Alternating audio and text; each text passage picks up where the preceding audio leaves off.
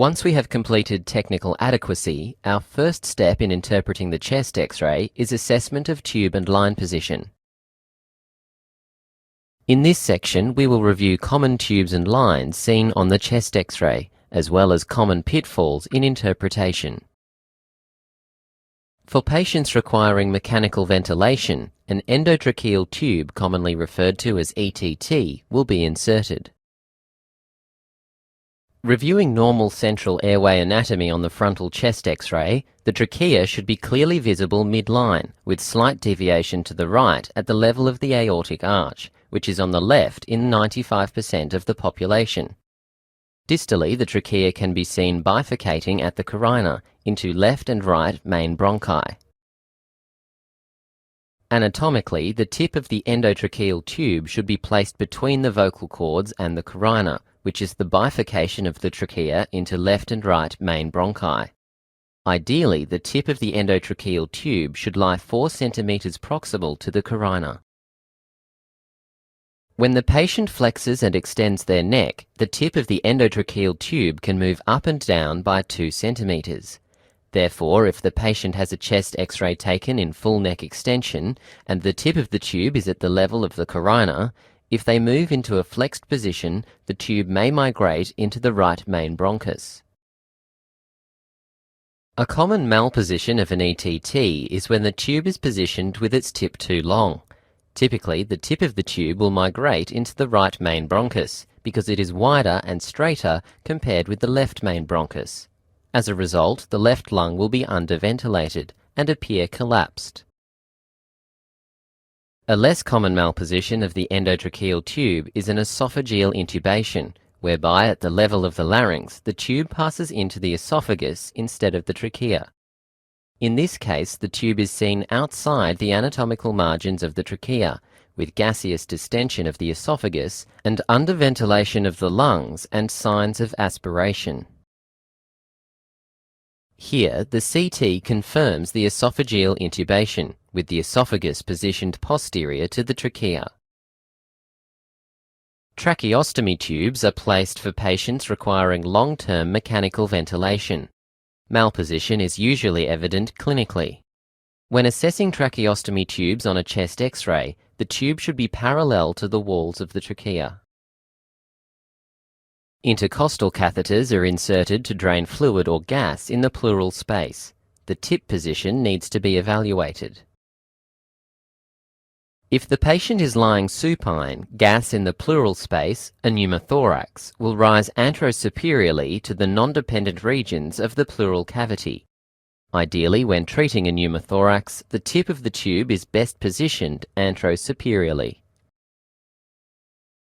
Conversely, a pleural effusion, fluid in the pleural cavity, will collect in the dependent postero-inferior regions.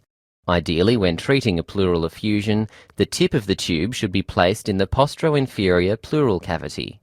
The most common malposition of an intercostal catheter is when it is positioned outside the pleural cavity in the subcutaneous tissues. Once the tip position has been confirmed in the pleural cavity, the second step is to ensure there is no kink within the tube, which will prevent it draining satisfactorily. This usually occurs at the chest wall. Here we can visualize a kink in the intercostal catheter on CT, resulting in a persistent pneumothorax. Empyema, pus in the pleural cavity, tends to loculate to one area within the pleural space, adjacent to the source of infection in the lungs or overlying chest wall. Therefore, precise tube placement, usually under CT guidance, needs to be performed to ensure satisfactory drainage. This is usually performed with a pigtail catheter. These tend to be smaller in caliber, with a coiled tip compared with an intercostal catheter. This case demonstrates a reduction in size of the loculated empyema, post-insertion of a CT-guided pigtail catheter. Central venous lines are inserted for TPN, long-term intravenous antibiotic treatment, or chemotherapy or dialysis. These include PICC lines, subclavian and internal jugular lines, portacaths, or permeacaths. These can be inserted via the right subclavian right internal jugular,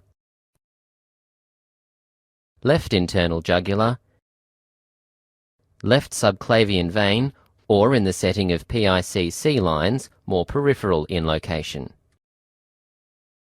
In assessing these lines, the tip should be seen at the junction of the superior vena cava and right atrium, the latter forming the right heart border. In this case, we can visualize both the right internal jugular line and right subclavian line, both with their tips in good position at the junction of the superior vena cava and right atrium. This chest was taken to ensure the new subclavian line was in good position before the old internal jugular line was taken out as part of infection prophylaxis. Any tube inserted within or distal to the subclavian vein has a risk of malposition within the internal jugular vein. Instead of passing caudally into the superior vena cava, the line migrates caudally into the internal jugular vein. This carries a risk of thrombosis due to the relatively small calibre of the internal jugular vein as opposed to the SVC. If a central line is too long, it may pass into the right atrium or right ventricle. This can lead to an arrhythmia. Swan-Ganz catheters are inserted to monitor cardiac function in patients following cardiac surgery or in ICU.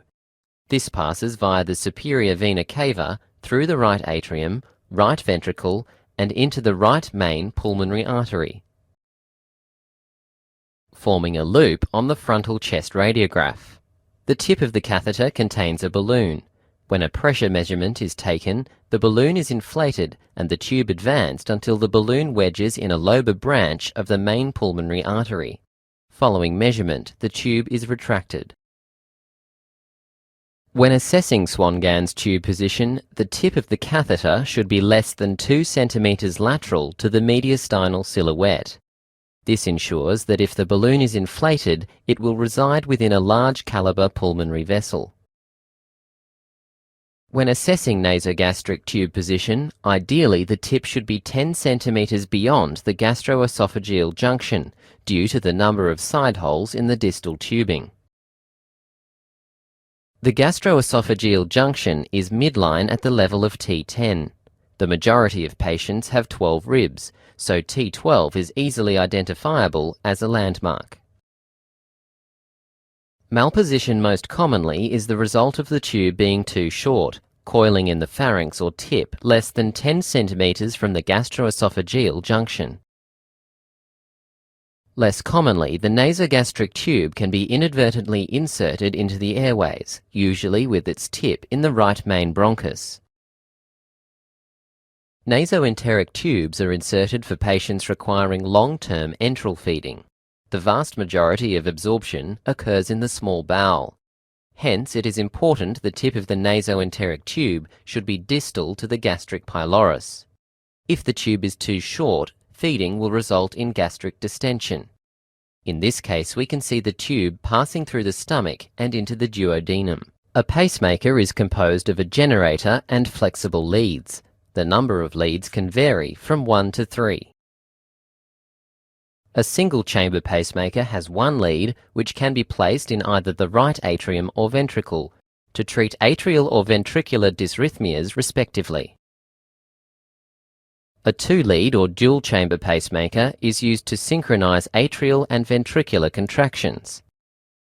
One lead placed in the right atrium and one within the right ventricle. A three-lead or biventricular pacemaker has one lead in the right atrium, one in the right ventricle, and one in the coronary sinus.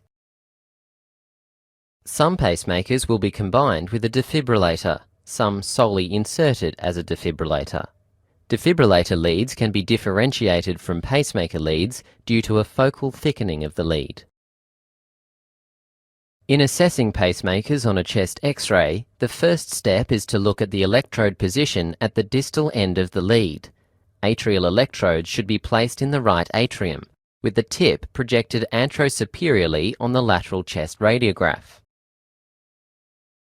Ventricular electrodes should be placed in the apex of the right ventricle, with the tip projected anteroinferiorly on the lateral chest radiograph.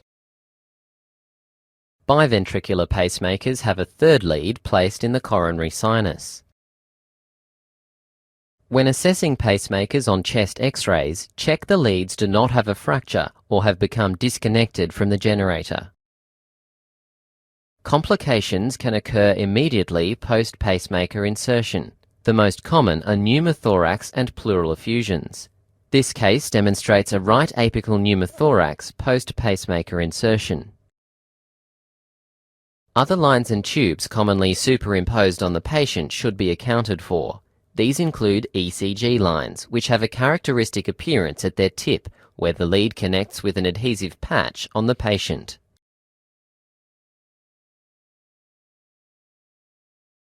Ventilator or oxygen tubing is commonly seen on a chest X-ray.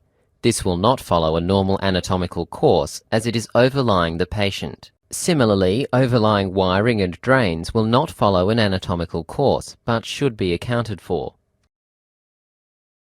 We have reviewed the commonly inserted tube and line appearances on a chest X-ray. This is an important first step in chest X-ray evaluation, as these will be a clue as to what pathology is being treated, as well as to ensure tubes and lines are in good position without complication.